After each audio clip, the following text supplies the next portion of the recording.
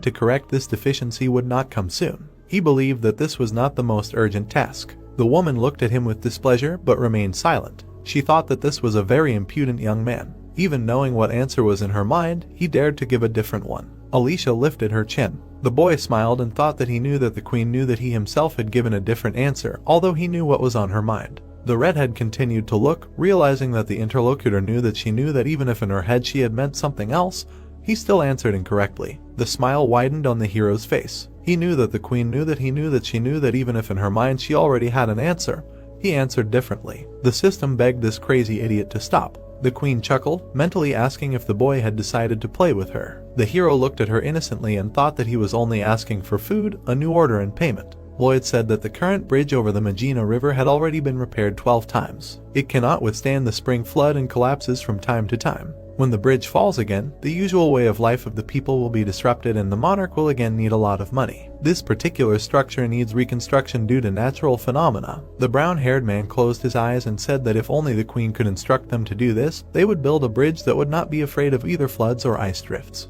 The guy was talking about a modern suspension bridge. The woman frowned, noticing that this arrogant and reckless man was judging her. The aristocrat swallowed, and the knight glanced at him nervously. The interlocutor pressed her lips and thought that the more they talked, the more she liked it. Alicia asked to continue talking about the bridge he wanted to build. The hero grinned and thanked her. The young man knew that she would like it. Flatterers are hated, but those who are confident in themselves and their beliefs are rewarded with generous faith. Lloyd began to babble, describing all the delights of his idea, and the queen stopped him, explaining that she was suddenly no longer interested in it. That's Queen Magenta for you. However, she will be betrayed by the one she loves the most. She will lose her arm and become a bloody monarch. But this story will happen only in 3 years. Now the woman is a good queen, ready to listen to even the poorest peasant.